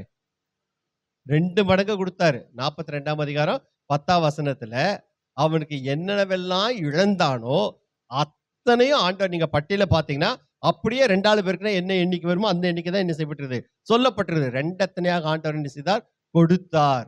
மறந்து விடக்கூடாது. கடவுளுக்கு கொடுத்து இப்படிப்பட்ட கட்டளையில் கீழ்ப்படிந்து தரித்திரர்களை வாழ வைத்து நடுத்தருவுக்கு நான் வந்துட்டேன், என் குடும்பம் நாசமா போச்சுன்னு சொல்லி இது வரைக்கும் யாரும் என்ன செய்து கிடையாது, சொன்னது கிடையாது. அந்த ஸ்திரீ, ஏழை விதவை, கொஞ்சம் மாவு கொஞ்சம் என்னதான் இருக்குது, எப்படி சுட்டு போட்டாலும் 2க்கு மேல என்ன செய்யாதுன்னு தேராதுன்னு சொல்லிட்டா. அந்த நேரத்தில் என்ன செய்ய, ஊழியக்காரர் போயிட்டாரு. ஊழியக்காரர்கிட்ட அதே வார்த்தையை சொல்றாப்புல, நாங்க 2 பேருக்கு, எனக்கு ஒரு பையன் இருக்கிறா, ஆளுக்கு ஒவ்வொன்று சாப்பிட்டு என்ன செய்ய போறோம், நாங்க கொஞ்ச நேரத்துல சாக போறோம். பஞ்சம் அந்த அளவுக்கு கொடியதாய் இருந்தது. ஆனா ஊழியக்காரன் சொல்றான், அம்மா நீ பஞ்சத்தை பத்தி அப்புறம் பேசிக்கலாம், நீயும் பையனும் சாகிறத பத்தி 2வது வச்சுக்கோ, முதல்ல என்ன செய்ய, எனக்கு கொண்டு வந்து கொடுன்னு சொல் முதல்ல. கடவுளுக்கு முதலிடத்தை கொடுக்க நாம் என்ன செய்யப்படுகிறோம்? அழைக்கப்படுகிறோம். ஆனா அவ பெண் தானே, மனசு இளகின மனசு, நம்மளுக்கு இல்லைனாலும் பரவாயில்ல, அவர் சாப்பிட்டு போட்டுன்னு சொல்லி என்ன செய்தா? கடவுளுடைய தாசனுக்கு அந்த ஒரு அடைய கொண்டு கொடுத்தா. அவனும் என்ன செய்தா? சாப்பிட்டா. அடுத்த வசனம் என்ன சொல்லுது? அவனும் அவளும் அவள் வீட்டார் அனைவரும் அநேக நாள் சாப்பிட்டார்கள். மீண்டும் மழை வருவதற்கு 3 வருஷம் ஆச்சு. 3 வருஷத்துல அவர்களுடைய வீட்டிலே சாப்பாட்டுக்கு பஞ்சம் இல்லவே இல்லை. கடவுளுக்கு முதலிடத்தை கொடுத்து கடவுளுடைய காரியங்களுக்கு கொடுத்தவர்கள் யாரு வறியவர்களானது கிடையவே கிடையாது. அவன் கொடுத்ததை அவர் என்ன செய்வார்? கொடுப்பார். ஏராளமாக கொடுப்பார், தாராளமாக கொடுப்பார். மீதத்தை என்ன செய்வார்? எடுக்க வைப்பார். கடவுள் நினைச்சிருந்தாருன்னா அவர் என்ன செய்யலாம்? இல்லை ஒரு மந்திரக்கோள் வச்சுட்டு அத்தனை பேர்த்துக்கு என்ன செஞ்சிருக்கலாம்? அப்பத்தையும் மீனையும் கொண்டு வந்து கொடுத்துருந்துருக்கலாம். அவர் சொல்லாக கட்டளையிட நிற்கும். ஒன்றுமில்லாமலே இந்த உலகத்தை என்ன செய்தவர்? படைத்தவர். அது நினைச்சிருந்தா அவர் என்ன செஞ்சுக்கலாம்? அதை பண்ணியிருந்துக்கலாம். ஆனா கடவுள் என்ன செய்யல? பண்ணவே இல்லை. கடவுளுடைய திட்டத்தை நிறைவேற்றுவதற்கு ஆண்டவர் மனித உதவிகளைத்தான் என்ன செய்திருக்கிறார்? நாடி இருக்கிறார். அத்தனை ஜனங்களுக்கு புருஷர்கள் மாத்திரம் 5000. சாப்பிட்ட புருஷர்கள் தவிர பிள்ளைகளும் ஸ்திரீகளும் இருந்தார்கள் வசனம் சொல்லுது மத்தேயு 14:21. அந்த கணக்குப்படி பார்த்தா 15,000 20,000 பேர் அந்த மலை மேல இருந்திருக்கிறாங்க. ஆண்டவர் நினைச்சிருந்தா என்ன செஞ்சிருக்கலாம்? அவர்களுக்கு வானத்திலிருந்து ஸ்தோத்திரம் பண்ணி மன்னாவை கொடுத்த மாதிரி அப்பத்தே வர வச்சிருக்கலாம். ஆனா ஆண்டவருக்கு கொடுப்பதற்கு அங்கே ஒரு சிறிய பையன் என்ன செய்தான்? தேவைப்பட்டவனா இருந்தான். நம்மிடத்துல இல்லாத ஒன்றை ஆண்டவர் என்ன செய்ய மாட்டார்? கேட்க மாட்டார். உன்னிடத்துல என்ன இருக்கிறதோ அதை நீ என்ன செஞ்சுப்பாரு? கடவுளுக்கு கொடுத்துப்பாரு. எத்தனை ஆயிரங்களுக்கு அது பயனுள்ளதா இருக்கும் என்பது ஆண்டவர் என்ன செய்வார்? பார்த்து கொள்ளுவார். உங்கள்கிட்ட இருக்கிறத நீ கடவுளுக்கு கொடு. இல்லாதது ஒண்ணு ஆண்டவர் என்ன செய்யல, நம்மகிட்ட எதிர்பார்ப்பது கிடையாது. அந்த சிறிய பையன் தன்னிடத்துல இருந்த அந்த வார்கோதுமை அப்பம், சின்ன அப்பம் 5, சின்ன மீன் 2, கடவுளுக்கு என்ன செய்தா? இருந்ததை கொடுத்துட்டாப்ல. இந்த அளவுக்கும் அவனுடைய பெயர் என்ன செய்யப்படுகிறது? பேசப்பட்டு கொண்டே வருகிறது. அவனுடைய பேர் வேதத்தில் இல்லை. ஆனா இன்றைக்கு அந்த சின்ன பையனை குறித்து நாம் என்ன செய்கிறோம்? பேசிக்கொண்டே இருக்கிறோம். கடவுளுக்கு கொடுத்து வறியவர்களானவர்கள் யாரும் இதுவரைக்கும் கிடையாது. ஆக நீ அவர்களுக்கு என்ன செய்வார்? கொடுத்துப்பார். அவர்களை ஆசீர்வதிப்பதற்காகத்தான், அவர்களை உயர்த்துவதற்காகத்தான் ஆண்டவர் இந்த அளவுக்கு நம்ம என்ன செய்திருக்கிறார்? வைத்திருக்கிறார் என்பதை நாம் என்ன செய்யக்கூடாது? மறந்துவிட கூடாது. இப்படிப்பட்டவர்கள் இருக்கத்தான் செய்வார்கள். வேதாந்தம் தேசத்திலே எளிமையானவர்கள் இல்லாமற் போவது இல்லை. ஏன்னா அவர்களை நான் தான் என்ன செய்கிறேன்? உருவாக்கியிருக்கிறேன். அவர்களை போஷிப்பதற்காக, ஜீவ ரட்சணை செய்வதற்காக உங்களை நான் என்ன செய்திருக்கிறேன்? உயர்த்தி இருக்கிறேன். ஆக அந்த கடமையை நாம் செவனை என்ன செய்ய வேண்டும்? நிறைவேற்ற வேண்டும். ஆக அவன் சொல்றான் பாருங்க, எளியவர்கள் வாஞ்சித்ததை நான் கொடாமல் இருக்கவில்லை. அவர்கள் என்ன வாஞ்சித்தார்களோ அதனை நான் கொடுத்தேன். எந்த விதையினுடைய கண்களை நான் என்ன செய்யவில்லை? இதுவரைக்கும் பூத்து போக பண்ணவில்லை. அவர்கள் எந்த எதிர்பார்ப்போடு கூட என்னிடத்திலே உதவிக்காக வந்தார்களோ அந்த எதிர்பார்ப்பை நான் என்ன செய்தேன்? நிறைவேற்றினேன் என்று சொல்லி சொல்லுகிறார். இப்போ வாசிக்கலாம். எசேக்கியேல் 18ஆம் அதிகாரம் 16, 17 வசனங்கள். ஒருவனையும் ஒடுக்காமலும் அடைமானத்தை வைத்து கொண்டிராமலும் கொள்ளையிடாமலும் தன் அப்பத்தை பசித்தவனுக்கு பங்கிட்டு வஸ்திரமில்லாதவனுக்கு வஸ்திரம் தரிப்பித்து சிறுமையானவனுக்கு நோவுண்டாக்காதபடிக்கு தன் கையை விலக்கி வட்டியையும் பொழிசையும் வாங்காமல் இருந்து என் நியாயங்களின்படி செய்து என் கட்டளைகளில் நடந்தால் அவன் தன் தகப்பனுடைய அக்கிரமத்து நிமித்தம் சாகாமல் பிழைக்கவே பிழைப்பான். இப்படிப்பட்ட காரியங்களை நடப்பித்தால் அவர்கள் செய்கின்ற பாவங்கள் என்ன செய்யப்படுமாம்? மன்னிக்கப்படும். இப்படிப்பட்ட நற்கிரியைகளை நிமித்தமாக அநேக பாவங்கள் என்ன செய்யப்படும்? மூடப்படும். அப்ப கடவுள் நம்மை உயர்த்துவார், நம்மை ஆசீர்வதிப்பார். நம்முடைய பாவங்களை என்ன செய்வாராம்? ஆண்டவர் மூடி மறைத்து நம்மை பரிசுத்தவான்களாக என்ன செய்வார்? மாற்றுவார். அப்போ நற்கிரியைகள் நம்முடைய பாவங்களை என்ன செய்கிறது? மூடுகிறது. இது வேதத்தினுடைய போதனை, மறந்துவிடக்கூடாது. அப்போ யோபு வாழ்க்கையில இப்படிப்பட்ட காரியங்களை எல்லாம் என்ன செய்திருக்கா? தவறாமல் நிறைவேற்றி கொண்டு வந்திருக்கிறான். இப்போ 17ஆம் வசனம் என்ன சொல்றாரு? தாய் தகப்பனாத பிள்ளை என் ஆகாரத்தில் சாப்பிடாமல் நான் ஒருவனாய் சாப்பிட்டது உண்டோன்னு சொல்லி என்ன செய்யறாரு? சொல்றாரு.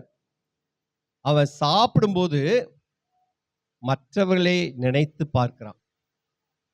நாம் அப்படி நினைச்சு பார்ப்போமா?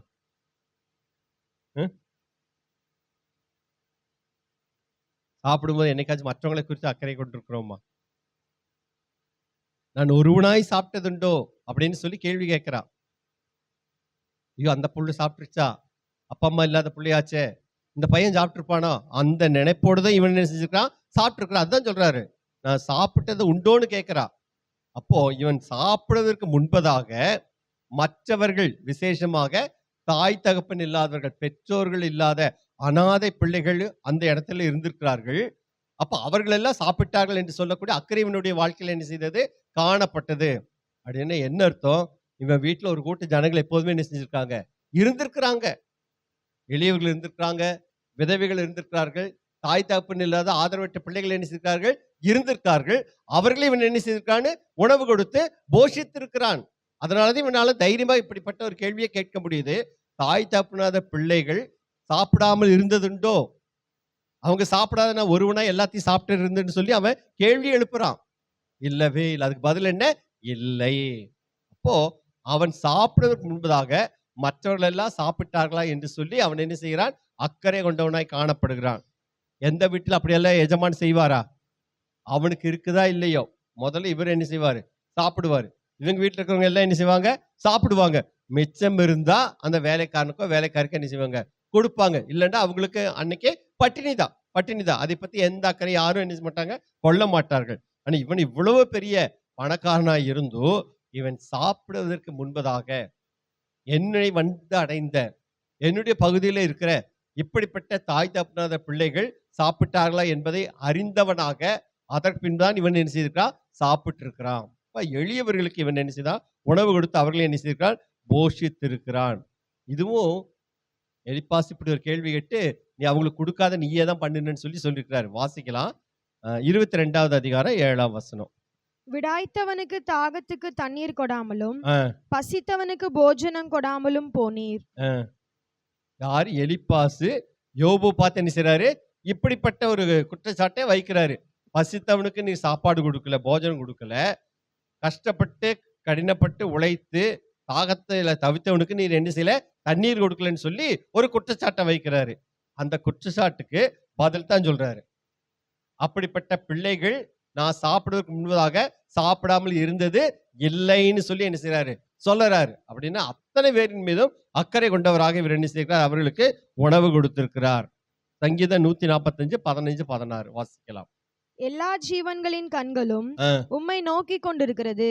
ஏற்ற வேளையிலே நீர் அவைகளுக்கு ஆகாரம் கொடுக்கிறீர். நீர் உமது கையை திறந்து சகல பிராணிகளின் வாஞ்சையையும் திருப்தியாக்குகிறீர்.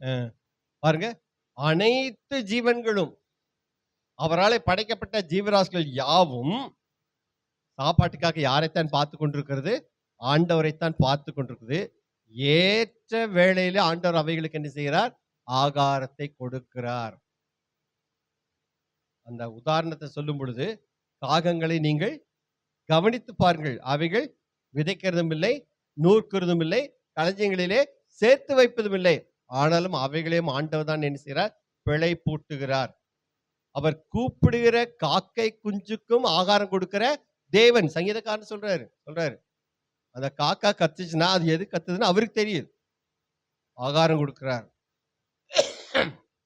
அனைத்து ஜீவராசிகளையும் அவர் போஷிக்கிறார். அநேக வசனங்கள் எல்லாம் சொல்லப்பட்டிருது.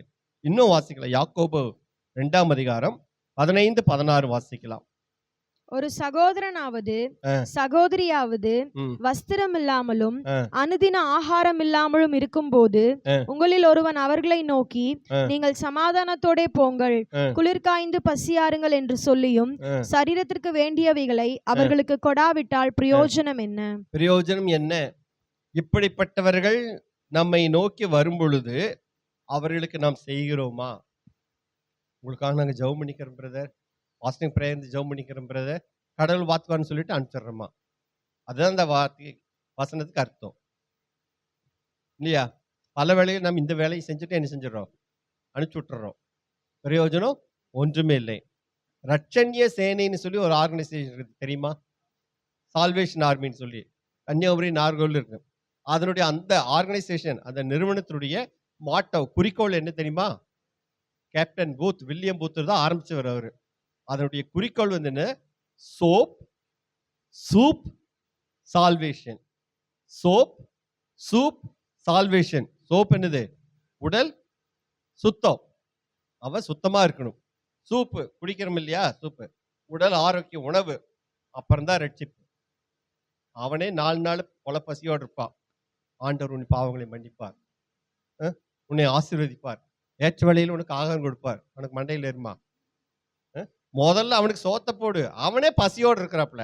அவங்ககிட்ட போய் உன் பாவம் மன்னிக்கப்பட அதுன்னு சொன்னோம்னா அவனுக்கு சத்தியமா மண்டையில் என்ன செய்யாது? ஏற. பல வேலையை நம்ம அதைத்தான் பண்ணிட்டு உட்காந்துருக்கிறோம். எதை செய்யணுமோ அதையும் என்ன செய்யறது இல்லை. முதல்ல அதையே நடத்தினோம்னா ஆட்டோமேட்டிக்கா இவங்களுக்கு ஏன் என் மேல அக்கறை? அவன் என்ன செய்வா? கவனிப்பா. அவனுடைய தேவைகளை என்ன என்பதை முதல்ல நாம் அறிந்திருக்க வேண்டும். ஜெபம் பண்றதுல 2வது தான். முதல்ல இதைய கொடுங்க. முதல்ல அவனுக்கு அதை கொடுத்தா அவன் கேட்கிற மனநிலையில இருப்பான். அப்ப நம்ம ஆண்டவரை பற்றி என்ன செய்யணும்? சொல்லணும். ஆண்டவர் உன்னை இதே நிலைமையில வைத்திருக்க மாட்டாரு. உன்னையும் ஆண்டவர் வைத்துவாரு. உன்னையும் அவர் தான் படைத்தாரு, என்னையும் அவர் தான் படைச்சாரு. என்னை இந்த நிலை கொண்டு வந்த ஆண்டவர் உன்னையும் கொண்டு வருவாரு. அவரு யாரையும் வித்தியாசம் பார்ப்பது கிடையாது. இப்படி சொல்லு பாருங்க. அவனுக்குள்ள என்ன செய்யும்? ஒரு உத்வேகம் வரும், ஒரு உற்சாகம் வரும். அது வரைக்கும் சோம்பேறியா இருக்கிறவன் நம்மளும் வரணும், இவங்கள மாதிரி வரணுங்கிற ஒரு எண்ணம் அவனுக்குள்ள என்ன செய்யும்? வரும். இப்ப முதல்ல அவனுடைய இந்த சரீர பிரகாரமான தேவைகளை சந்திக்கத்தான் நாம் என்ன செய்யப்படுகிறோம்? அழைக்கப்படுகிறோம். அதை சந்திச்சுட்டு தான் நம்ம ஆண்டவருடைய அன்பை என்ன செய்ய வேண்டும்? அறிவிக்க வேண்டும். வெளிநாட்டிலிருந்து மிஷனரிமார்கள் இங்க வந்தாங்க இல்லையா? அவங்க வந்து முதல்ல என்ன பண்ணாங்க? ஆஸ்பத்திரி கட்டினாங்க, ஸ்கூல்ஸ் என்ன செஞ்சாங்க? ஆரம்பிச்சாங்க. அதுக்கு பின்னாடி தான் ஆண்டவருடைய சத்தியத்தை என்ன செய்தாங்க? சொன்னார்கள். கோயம்புத்தூர்ல WB ஆடிஸ், அவர் பேர்ல தான் இந்த ஆடிஸ் வீதி இருக்குது. 1831 வருஷம் பெண்களுக்கான முதல் பள்ளிக்கூடத்தை கோயம்புத்தூர்ல ஆரம்பிச்சாரு. கிறிஸ்டியான் பேட்டை ஸ்கூலு. அந்த மேம்பாலம் தாண்டி அந்த பக்கமா போற போது அந்த ரோட்டுக்கு வலதுபுறத்துல அந்த இருக்கும் கிறிஸ்டியான் பேட்டை ஸ்கூலு. அதுதான் அவர் முதலாக ஆரம்பிச்ச ஸ்கூலு. இல்ல, மரக்கடை ஸ்டாப் இருக்குல்ல, அதுக்கு ஆப்போசிட்ல மரக்கடை ஸ்டாப் ஜஸ்ட் ஆப்போசிட்ல டேர்னிங்ல மரக்கடை ஸ்டாப்பிங் இருக்குது. அந்த ரைட் சைட்ல அந்த ஸ்கூல் இருக்குது. அதான் முதல் கோயம்புத்தூர்ல பெண்களுக்காக ஆரம்பிச்ச ஒரு ஆரம்ப கல்வி கூடம். பாருங்க எந்த அளவுக்கு அவங்களுடைய தீர்க்க தரிசன பார்வை இருந்திருக்குது. அதெல்லாம் முடிச்செடுத்து அவங்க வந்து சேர்ந்தாங்க, ஆண்டோடைய அன்பை எடுத்து சொன்னாங்க. அந்த அளவுக்கு நாம மோசமான நிலைமையில இருந்தோம். அவர்களுடைய அந்த தீர்க்க பார்வையினால தான் இன்றைக்கு கோவை என்ன செய்யுது? இன்றைக்கு மாபெரிதாக உயர்ந்திருக்குது. எந்த பணக்காரன் எடுத்தாலும் சரி ஒரு கிறிஸ்தவ பள்ளியில படிச்சிருப்பான். நீங்க யாரை வேணாலும் கேட்டு பாருங்க. ஏன்னா ஆரம்பிச்சதே யாருதான்? நம்ம ஊழியக்காரர்கள் தான் ஆரம்பிச்சிருக்காங்க. மிஷனரிமார்கள் வெளிநாட்டிலிருந்து வந்து அவங்களுடைய கிளைமேட் எல்லாம் விட்டுட்டு இங்க இவ்வளவோ கஷ்டங்கள் பட்டு இந்த ஜனக்கு முன்னேறணும்னு சொல்ற ஒரு அக்கறையோடு கூட தான் அவர்கள் என்ன செய்தார்கள்? பள்ளிக்கூடங்களை எல்லாம் ஆரம்பித்தார்கள், மருத்துவமனைகளை எல்லாம் ஆரம்பித்தார்கள், கல்லூரிகளை கட்டினார்கள். 2 வாரத்துக்கு முன்னாடி திருநெல்வேலி நார்கள் மார்த்தாண்ட போயிருந்தேன். எங்க பார்த்தாலும் கோபுரம். ஒரு ஊர் கங்கனாபுரங்கிற ஊரு 2 நிமிஷம் தான், கார்ல போனா 2 நிமிஷத்துல ஊர் முடிஞ்சு போயிருது. ஒரே ரோட்ல 8 சர்ச் இருக்குது. ஒரே ரோடு 8 சர்ச் இருக்குது. 8 சர்ச்சுக்கு ஆளுக்கு போயிட்டு தான் வந்தாங்க. நான் ஒரு சர்ச்சில் பிரசங்கம் பண்ணேன். ஆளுக்கு போயிட்டு வந்துட்டு தான் இருக்கிறாங்க. எவ்வளவு ஆசீர்வதிக்கப்பட்டிருக்கிறது. எங்க பார்த்தாலும் கோபுரமா உயர்ந்த கோபுரமாக ஆலயங்கள் இருக்கிறது. ஏன்னா மிஷனரிமார்கள் அந்த பகுதிகளில் கடினமாக என்ன செய்திருக்காங்க? உழைத்திருக்கிறார்கள். அவங்களெல்லாம் இந்த கான்செப்டை வச்சுட்டு தான் என்ன பண்ணிருக்காங்க? ஆரம்பிச்சிருக்கிறாங்க. எந்த கோயில் எடுத்து பார்த்தாலும் சரி பக்கத்துல ஒரு ஸ்கூல் இருக்கும். அப்புறம் கொஞ்சம் பெரிய இடத்துல ஒரு மருத்துவமனை இருக்கு. எல்லாம் ஊழியக்காரர்கள் வந்து ஆரம்பிச்சதுதான். இப்ப அவர்களுக்கு அந்த தேவைகளை நாம் சந்தித்து ஆண்டவருடைய அன்பை என்ன செய்ய வேண்டும்? சொல்ல வேண்டும். வெறும் சாப்பாடை மாத்திரமே போட்டுட்டு இருந்தோம்னா பிரயோஜனம் ஒண்ணு இல்லை. அவன் சாப்பிட்டு என்ன செய்வான்? தூங்கிட்டு தான் இருப்பான். அவனுக்கு யார் எடுத்து சொல்லுவது? நாம தான் எடுத்து சொல்லணும். அந்த 39 வருஷமா ஒருத்தன் வியாதியா இருந்தால் இல்லையா? இயேசு கிறிஸ்து அவனுக்குத்தான் போய் கேட்கிறாரு. என்ன கேட்டாரு? என்ன கேள்வி கேட்டாரு? பைபிள் படிக்கிறோமா இல்லையா? பைபிள்ல தாங்க இருக்குது. யோவான் 5ஆம் அதிகாரம். 40 நாள் உபவாசங்கிறீங்க, ஆல் நைட் பிரேயருங்கிறீங்க, நீங்க வேற வருவீங்களான்னு வேற கேட்டுக்கிறீங்க. விரும்புறேன்னு கேட்டாரு. ஏன் அவங்ககிட்ட கேட்டாரு? 39 வருஷமா போறவனெல்லாம் அவனுக்கு என்ன செஞ்சுட்டா? ரொட்டி கொடுத்துட்டா, தண்ணி கொடுத்துட்டா, மண்டபத்துல தங்கிட்டா. அதுக்கு மேல எனக்கு வேற என்ன வேணும்? அவன் மற்றவங்களுக்கு என்ன ஒரு பேட் இன்ஃப்ளூயன்ஸ். அவனை பார்த்தவொடனே மற்றவனை என்ன செஞ்சுட்டான், அங்கேயே உட்காந்துட்டு இருக்கிறாப்ல. அப்பதான் ஆண்டவர் ஞானமா தான் செயல்பட்டாரு. அவங்ககிட்ட போய் இவனை கிளப்பினோம்னா கூட்டமே என்ன செஞ்சிடும், காலி பண்ணிட்டு போயிடும். அதனாலதான் முதல்ல அவனை பார்த்து கேட்கிறாரு, சொஸ்தமாக வேண்டும் என்று விரும்புகிறாயா இல்லைன்னு கேட்ட. அவன் சொல்லுவான் இல்லையா, எனக்கு என்னப்பா கவலை, எல்லாம் பாருங்க காலையில் சாமி கும்பிடுவாங்க, நேரம் இங்கேதான் வருவாங்க, எனக்கு ஒரு ரொட்டி கொடுப்பாங்க, தண்ணி கொடுப்பாங்க, சாப்பிட்டு போயிடுவோம், அவ்வளவுதான். அதுக்கு மேல எனக்கு என்ன வேணும்? அப்படியே இது நல்ல வேலையாச்சே, நம்ம எந்த வேலையும் செய்ய வேண்டாம்னு சொல்லி அது கூட என்ன செஞ்சிட்டா, அங்க வந்து டேரா போட்டுக்குவான். இப்படித்தான் அங்க கூட்டம் இருந்திருக்குது. அதனாலதான் இயேசுகிறத கேட்டாரு. சுகம் முதல்ல, ஹெல்த், அடுத்தது சாப்பாடு, அப்புறம் சுவிசேஷம். அதுதான் ரட்சணிய சேனையினுடைய குறிக்கோளா இருந்துச்சு. இன்னும் அந்த தென்னிந்திய பகுதியில் அவங்க ஆஸ்பத்திரியில நடத்துறாங்க, இன்னைக்கு நடத்திட்டு தான் இருக்கிறாங்க. இங்க தொப்பம்பட்டியில அவங்களுடைய சர்ச் ஒன்று இருக்குது, வடமதுரை தொப்பம்பட்டியில ரட்சணிய சேனையுடைய சர்ச் நடத்திட்டு தான் இருக்கிறாங்க. அந்த சேனை ஆர்மிங்கிறதுனால அந்த பாஸ்டர்களுக்கெல்லாம் எந்த பேரு, கேப்டனு, மேஜர், இப்படித்தான் பேரு. இப்ப நம்மள ரெவரண்ட்னு போட்டுக்கோம் இல்லையா, பாஸ்டர்னு போட்டுக்கிறோம் இல்லையா, அவங்க அப்படி இல்லை, captain so and so, major so and so, அப்படித்தான் போட்டுக்கிறாங்க அவங்க. அப்படித்தான் இன்னைக்கு வரைக்கும் அதை ஃபாலோ பண்ணிட்டு தான் வராங்க. அவங்களுடைய நோக்கம் என்ன இருந்துச்சு, அவனு முழு ரட்சிப்புக்குள்ள கொண்டு வரணும்னா அவனுடைய அடிப்படை தேவைகளை என்ன செய்யணும், சந்திக்கப்படணும். ஆக யோபு என்ன செஞ்சிருக்கிறான், இந்த ஜனங்களினுடைய அடிப்படை தேவைகளை முதலாவது என்ன செய்திருக்கிறான், சந்தித்து இருக்கிறான். அவனை பற்றி குற்றம் சொல்லுவது, நீ அவங்களுக்கெல்லாம் சாப்பாடு கொடுக்கல, நீயே தான் உண்டு கொடுத்தன்னு சொன்ன மாத்திரத்துல அவர்களுக்கு இந்த பதில் எல்லாத்தையும் என்ன செய்றா, சொல்லுகிறா. இதெல்லாம் சொல்லிட்டு அவன் என்ன சொல்றா, இப்படி நான் செய்யாதிருந்தானா, இவன் கடைசியில் முடிக்கும் போது என்ன செய்றா, என் தோள்பட்டை சரிந்து விழுவதாக எனக்குத்தானே தண்டனை அவன் என்ன செய்றா, கொடுத்து கொள்ளுகிறான். இப்படிப்பட்டவர்கள் நம் முன்பாக இருக்கும் பொழுது அவர்களின் பேரில் நாம் என்ன செய்ய வேண்டும், அக்கறை கொள்ளுகின்றவர்களாய் காணப்பட வேண்டியது அவசியம். 1 யோவான் 3ஆம் அதிகாரம் 17ஆம் வசனம். ஒருவன் இவ்வுலக ஆஸ்தியுடையவனாயிருந்து தன் சகோதரனுக்கு குறைச்சல் உண்டென்று கண்டு தன் இருதயத்தை அவனுக்கு அடைத்து கொண்டால் அவனுக்குள் தேவ அன்பு நிலை கொள்கிறது எப்படி? சகோதர சிநேகத்திலே நிலைத்திருங்கள். சகோதர சிநேகத்தை நாம் எப்படி வெளிப்படுத்துவோம், தேவனுடைய அன்பை நாம் எப்படி வெளிப்படுத்துவோம்? நம்முடைய சகோதரன் தாழ்விலே இருக்கிறான், நம்முடைய சகோதரனுக்கு ஒரு குறைச்சல் இருக்குது, உனக்கு நிறைய இருக்குது, அந்த குறைச்சலிலே அவனை நீ தாங்கி அவனுடைய குறைச்சலை நீக்குவாய் என்று சொன்னால் நீ தேவனிடத்தில் அன்பாயிருக்கான் என்று சொல்லி வெளிப்படையாக தெரிகிறது. உனக்கு எல்லாம் இருந்தோ அவன் பேர்ல நீ அக்கறை கொள்ளாமல் இருந்தேன் என்று சொன்னால் நீ உண்மையிலே தேவனிடத்தில் அன்பு கூறுவனாய் காணப்படுவது இல்லை.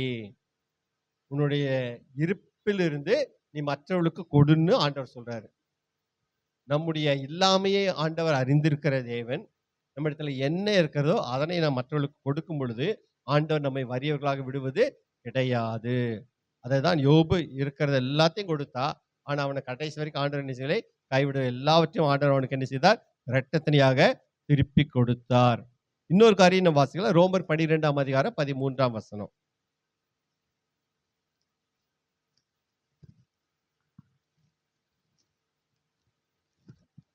பாருங்க, பரிசுத்தவான்களுடைய குறைவில் நீங்களும் நானும் பரிசுத்தவான்கள், வாரந்தோறும் கூடுகிறோம், பரிசுத்தவான்களுடைய சபை இது.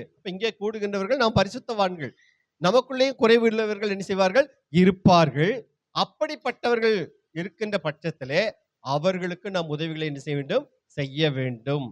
ஒன்றுமே இல்லாதவர்களை கவனிக்கின்ற அதே வேளையிலே நம்முடைய சகோதரர்கள், நம்முடைய பரிசுத்தவான்கள் அவர்கள் குறைவிலே காணப்படுவார்கள் என்று சொன்னால் அவர்களுடைய குறைவையை நீக்குவதற்கு ஆண்டவர் நம்மை என்ன செய்கிறார், அழைக்கின்றார். அவருடைய குறைவில் அவர்களுக்கு நீங்கள் உதவி செய்ய நாடுகள் என்று சொல்லி அப்போஸ்தலனாகிய பவுல் ரோமர் திருச்சபையாருக்கு புத்தி சொல்றார். அதே காரியம் தான் நமக்கும் சொல்லப்படுகிறது. யோபு அந்த காரியத்தை கிரமமாக என்ன செய்தார், நடப்பித்தார். மற்றவனுடைய குறைவிலே தன்னுடைய நிறைவை அவன் என்ன செய்தான், கொடுத்து அந்த குறைவை அவன் என்ன செய்தான், நீக்கினான். குறைச்சல் உள்ளதை நாம் அறிந்திருந்தோம் என்று சொன்னால் அந்த குறைச்சலை நீக்குவதற்கு நம்மாலே ஆன காரியங்களை நாம் நடப்பிக்க ஆண்டவர் நம்மை என்ன செய்கிறார், ஆசீர்வதித்து இருக்கிறார். அடுத்த இன்னொரு வசனத்தை வாசிக்கலாம், சங்கீதம் 41:1-2. சிறுமைப்பட்டவன் மேல் சிந்தையுள்ளவன் பாக்கியவான், தீங்கு நாளில் கர்த்தர் அவனை விடுவிப்பார். கர்த்தர் அவனை பாதுகாத்து அவனை உயிரோடே வைப்பார். பூமியில் அவன் பாக்கியவானாய் இருப்பான். அவன் சத்துருக்களின் இஷ்டத்திற்கு நீர் அவனை ஒப்புக்கொடி. இப்படிப்பட்ட சிறுமைப்பட்டவர்கள் இருக்கும் பொழுது வசனம், சிறுமைப்பட்டவர்கள் மேல் சிந்தையுள்ளவன் பாக்கியவான் அப்படின்னு என்ன அர்த்தம்? அவர்கள் மீது நீ அக்கறை கொண்டிருந்தாலேயே ஆண்டவர் உன்னை என்ன செய்கிறார்? ஆசீர்வதிக்கிறார். உன்னை பாக்கியவான் என்று சொல்லி, பாக்கியவதி என்று சொல்லி ஆண்டவர் என்ன செய்கிறார்? அழைக்கிறார். சிறுமைப்பட்டவன் மேல் சிந்தையுள்ளவன் பாக்கியவான். அவர்களுடைய காரியங்களிலே அக்கறை கொள்ளுகின்றவன். நீ சிந்தனை பண்ணினாலே உன்னை ஆண்டவர் என்ன செய்கிறார்? பாக்கியவனாக, பாக்கியவதியாக என்ன செய்கிறார்? மாற்றுகிறார். அப்படிப்பட்ட சிறுமியானவர்கள் தேசத்திலே இல்லாமற் போவது இல்லை. அப்ப அவர்களுடைய நலனில அக்கறை கொள்ளும் பொழுது ஆண்டவர் நம்மை பாக்கியவான்களாக மாற்றுகிறார், பாக்கியவதிகளாக மாற்றுகிறார், நம்மை உயர்த்துகிற தேவனாய் இருக்கின்றார். அடுத்த 18ஆம் வசனத்தில் என்ன சொல்றது? என் சிறுவதை முதல் அவன் தகப்பனிடத்தில் வளருவது போல என்னோடே வளர்ந்தான். நான் என் தாயின் கர்ப்பத்திலே பிறந்தது முதல் அப்படிப்பட்டவர்களை கையிலாக கொடுத்து நடத்தினேன். யார் இந்த அவன்? இதுக்கு முன்னாடி சொன்னாங்க இல்லையா? எளியவர்கள், தாய் தகப்பன் இல்லாதவர்கள், இவர்களை குறித்துதான் அவன் என்ன செய்கிறான்? சொல்லுகிறான். விதவையானவர்கள், ஒவ்வொரு கூட்டமே அவனுடைய குடும்பத்தில் என்ன செய்திருக்கு? இருந்திருக்கிறது. அப்போ என் சிறு வயது முதல் அப்படின்னா இவனுக்கு நினைவு தெரிந்த நாள் முதல் அப்படிப்பட்ட கூட்ட ஜனங்களை இவனுடைய வீட்டில் வைத்து என்ன செய்திருக்கிறான்? இவன் பாதுகாத்திருக்கிறான். பெரிய பணக்காரன். இப்படிப்பட்ட எண்ணம் கொள்ளுவது சாதாரணமான ஒரு காரியம் அல்லவே அல்ல. அவன் பாருங்க எவ்வளவு தைரியத்தோடு கூட சொல்லுறான், என் சிறிய வயது முதல். இப்ப அவன் 10 குழந்தைகளுக்கு தகப்பனாயிட்டான் இல்லையா? இப்ப அவன் வயசாயிருச்சு. ஆனா என் சிறிய வயது முதல் அப்படிப்பட்டவர்களை நான் கையிலாக கொடுத்து நடத்தினேன். அவர்களை ஒரு நாளும் நான் என்ன செய்யவில்லை? வெறுமையாய் அனுப்பிவிடவில்லை. பாருங்க எந்த அளவிற்கு ஆணித்தரமாக, உறுதியாக இந்த காரியத்தை நண்பர்களுக்கு பதிலுரையாக என்ன செய்கிறான்? சொல்லிக் கொண்டு வருகிறான். இப்ப வாசிக்கலாம். 19ஆம் வசனத்தை வாசிக்கலாம். ஒருவன் உடுப்பில்லாததினால் மடிந்து போகிறதையும் ஏழைக்கு மூட வஸ்திரம் இல்லாதிருக்கிறதையும் நான் கண்டபோது அவன் என் ஆட்டு மயிர் கம்பளியினாலே அனல் கொண்டதினால் அவன் இடை என்னை புகழாதிருந்ததும். இதுதான் எலிப்பாசி இப்படி ஒரு குற்றச்சாட்டை சொல்லியிருக்கிறான். என்ன சொல்லியிருக்கிறான்? வாசிக்கலாம். யோபு 22ஆம் அதிகாரம் 6ஆம் வசனம்.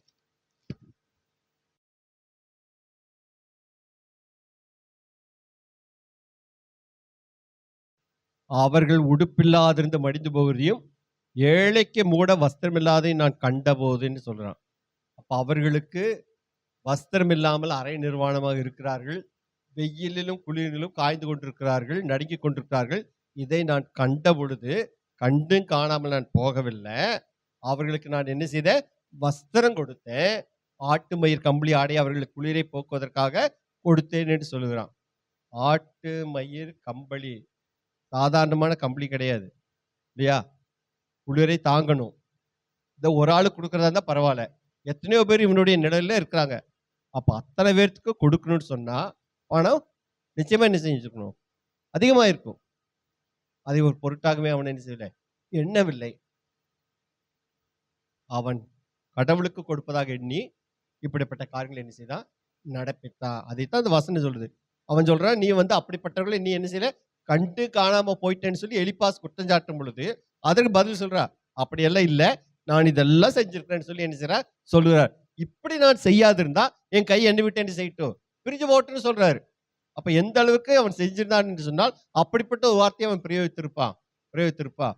நீ சொல்ற மாதிரி எல்லாம் நான் அப்படி கண்டு காணாம போகல. அவர்கள் என் பக்கத்திலே இருக்கிற பொழுது அவர்களை என்ன கண்டு அவர்களுக்கு நான் இது அத்தனையும் என்ன செய்திருக்கிறேன். குளிர் ஆடைகளை நான் அவர்களுக்கு கொடுத்திருக்கிறேன். குளிரை தாங்கக்கூடிய கம்பளி ஆடைகளை நான் கொடுத்திருக்கிறேன். எவ்வளவு செலவானால் பரவாயில்லன்னு அத்தனை பேர்த்துக்கு நான் கொடுத்திருக்கிறேன். அதுதான் சொல்றாரு.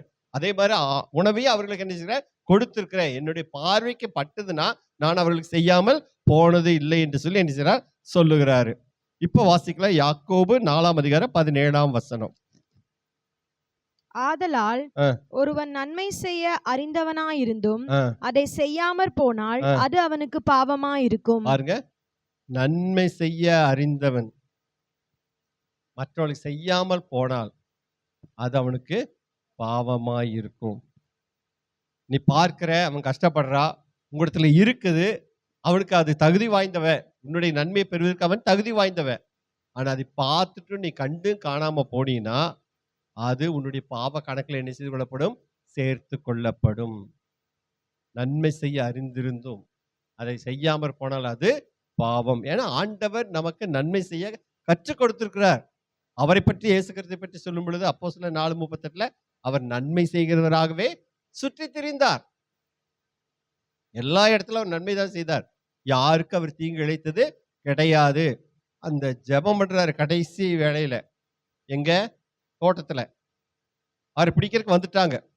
பிரதான ஆசாரனுடைய வேலைக்காரன், அவன் பேர் மல்கூசு. பேதுருக்கு என்னது கோபம் வந்துருச்சு, ஒரே வெட்டா காதை வெட்டிட்டார். ஆனா அந்த நேரத்திலையும் ஆண்டவர் என்ன செய்தாரு, அவனுக்கு சொஸ்தத்தை கொடுத்தாரு, சுகத்தை கொடுத்தாரு, காதை மறுபடியும் ஒட்ட வச்சாரு. கடைசி வரைக்கும் அடுத்தவங்களுக்காக நன்மை தான் என்ன செய்து கொண்டிருந்தார், செய்து கொண்டிருந்தார். கடைசி வரைக்கும் மற்றவர்கள் மீது எந்த விதமான தீமையான காரியங்களையும் ஆண்டவர் செய்யவே இல்லை. நன்மை செய்கிறவராகவே சுற்றி திரிந்தார். யோபுவும் அதே காரியத்தை சொல்றார். அப்ப நமக்கு நன்மை செய்ய நாம தெரிந்திருந்தோ அதை அவனுக்கு செய்யாம போனால் அதனை நம்முடைய கணக்குல ஆண்டவர் பாவமாக என்ன செய்கிறார், எடுத்துக் கொள்ளுகிறார். அடுத்த வசனம் வாசிக்கலாம். உபாகமம் 24:13 வாசிக்கலாம். அவன் தன் வஸ்திரத்தை போட்டு படுத்துக்கொண்டு உன்னை ஆசீர்வதிக்கும்படி பொழுது போகும்போது திரும்ப அந்த அடகை அவனுக்கு கொடுத்து விட வேண்டும். அது உன் தேவனாகிய கர்த்தருக்கு முன்பாக உனக்கு நீதியா இருக்கும். இங்க என்னன்னா, ஒருவேளை காலையில நீ அவனுக்கு வஸ்திரத்தை கொடுத்துட்ட, அவன் சாயங்காலம் போற போது அவன் உங்ககிட்ட வஸ்திரத்தை நீ என்ன செஞ்சணும், வாங்கிக்கணும். அதுதான் ரூல். அவன் வஸ்திரத்தை திருப்பி கொடுக்கணும், அதுதான் கட்டளை. அப்படி அவன் கொடுக்காமல் போனா நீ அடிச்சு பிடிச்சி அவங்ககிட்ட என்ன செய்யாத, நீ வஸ்திரத்தை வாங்காத. அவங்ககிட்ட அடமானமா தான் வாங்கியிருக்கிறான், சாயங்காலம் வரைக்கும் வச்சிருந்து உங்களுக்கு கொடுத்துறேன்னு. அவன் கொடுக்காம போனா நீ அவன் பின்னாடி ஓடி போய் அதை பிடுங்காத, அவனுக்கு அதை என்ன செய்ய, கொடுத்து விடு. திரும்ப கொடுப்பார்கள் என்று சொல்லி நீங்கள் யாருக்கு என்ன செய்யக்கூடாது, கடன் கொடுக்க கூடாது. அப்படி ஒரு வசனம் இருக்குது இல்லையா? திரும்ப கொடுப்பார்னு சொல்லி கொடுத்தோம்னா அது நம்ம உதவின்னு சொல்ல முடியாது இல்லையா? இன்னைக்கு காலையில அவன் 100 ரூபா கொடுக்குறான், அவன் சாயங்காலம் கொடுத்துட்டான்னா அதுக்கு பேர் உதவின்னு கிடையாது. இல்லாதவர்களுக்கு கொடுத்துட்டு நீங்க போயிருக்க பரவாயில்ல அப்படின்னு சொன்னா தான் அதுதான் உதவி. அதைத்தான் கடவுள் பார்த்துக் கொள்கிறார். திரும்ப கொடுப்பார்கள் என்று சொல்லி நம்ம யாருக்கு என்ன செய்யக்கூடாது, உதவி செய்ய கூடாது. அதனாலதான் வலது கை கொடுக்கறத இடது கை என்ன செய்யக்கூடாதா, அறிய கூடாது. இன்னைக்கு ஒரு டியூப் லைட் போட்டோம்னா குடும்பத்து பேர் எங்க இருக்கும், டியூப் லைட்ல இருக்கும். அவங்க அப்பா பேரு, தாத்தா பேரு, பையன் பேர் போட்டு உபயம்னு போட்டுக்குவாங்க. நான் நிறைய இடத்துல பார்த்துருக்கிறேன். அதே மாதிரி ஃபேன் அதே மாதிரி தான். எந்தெந்த இடத்துல எல்லாம் பண்ண முடியுமோ அதெல்லாம் பண்ணி அது என்ன எடுத்து சுத்திக்கிட்டே இருக்கும். தம்பட்டம் அடிக்கிறது இல்லையா? அதை ஒன்றும் சொல்லக்கூடாது. அதனாலதான் ஆண்டவர் சொல்றாரு, வலது கை கொடுப்பதை இடது கை என்ன செய்யக்கூடாது, தெரியக்கூடாது. யார் கொடுத்தாங்கன்னு என்ன செய்யக்கூடாது, தெரியக்கூடாது. சிலருக்கு கோபம் வந்துடும். அவங்க பேர் சொல்லலை அப்படின்னா அவங்களுக்கு என்னது, கோபம் வந்துடும். அவரு பாஸ்டர் ஏதோ ஒரு டென்ஷன்ல இருப்பாரு, மறந்துருப்பாரு. நான் இத்தனை கொடுத்தனே, ஏன் என் பேரை சொல்லல, சண்டைக்கு வந்துடுவாங்க. அப்படியெல்லாம் நம்ம கொடுக்க வேண்டிய அவசியம் இல்லை. ஆண்டவர் அப்படியெல்லாம் நம்ம கொடுக்க சொல்லி எதிர்பார்க்கல. தெரியாத நீ கொடு, ஆண்டவருக்கு தெரிஞ்சா போதும். அவர் அதை கணக்கில் வைத்துக் கொள்வார். ஏற்ற சமயத்தில் ஆண்டவர் உனக்கு என்ன செய்வார், அதனை திரும்ப கொடுப்பார். ஏறத்தனமாக கொடுப்பார், 2 எத்தனையா கொடுப்பார், 4 எத்தனையாவும் என்ன செய்வார், திரும்ப கொடுப்பார். ஆண்டவர் ஒருவருக்கு கடனாளி அல்லவே அல்ல. யோபு இந்த காரியத்தை எல்லாம் என்ன செய்தா, நடப்பித்திருக்கிறான். இவனை நம்பி வந்தவர்கள் ஒரு நாளும் மோசம் போனது இல்லை. பாருங்க, இந்த 7 வசனத்துல இப்படிப்பட்ட ஜனங்களுக்கு என்னுடைய வாழ்க்கையில என்னவெல்லாம் செய்ய முடிஞ்சதோ அத்தனையும் நான் தவறாமல் செய்தேன் என்று சொல்லி அவன் என்ன செய்யறான், நண்பர்களுக்கு பதிலுரையாக சொல்லுகிறான். அப்ப எந்த அளவிற்கு அவன் உண்மையுள்ளவனாய் இருந்தான் என்பதற்கு இது நல்ல ஒரு சாட்சி. 7-8 வசனத்துல என்னென்னவெல்லாம் செய்தேன் என்பதை ஒரு பெரிய பட்டியலிட்டு சொல்லுகிறான். இதை அவன் சொல்லியிருக்க மாட்டா. இந்த நண்பர்கள் நீ இதெல்லாம் செய்யலன்னு சொல்லி என்ன செஞ்சாங்க, அவன் மீது குற்றம் சுமத்தினார்கள். அதனாலதான் உனக்கு இந்த துன்பம் வந்துச்சு, அதனாலதான் உனக்கு இந்த தொல்லை வந்துச்சு, இந்த கொப்பளத்தினால நீ பாதிக்கப்பட்டிருக்கிற, உன்னுடைய 10 பிள்ளைகளும் ஒரே நாள்ல போய் சேர்ந்துட்டாங்க, வேலைக்காரர்கள் எல்லாம் போய் சேர்ந்துட்டாங்கன்னு சொல்லிட்டு இல்லாத பொல்லாத குற்றச்சாட்டை வைத்ததுனால தான் நான் இத்தனையும் செஞ்சிருக்கிறேன் சொல்லி அவர்களுக்கு பதிலுரையாக என்ன செய்யறார், சொல்லுகிறாரு. தொடர்ந்து நாம் சிந்திப்போம். ஆண்டவர் நம்மை ஆசீர்வதிப்பாராக. ஆமென்.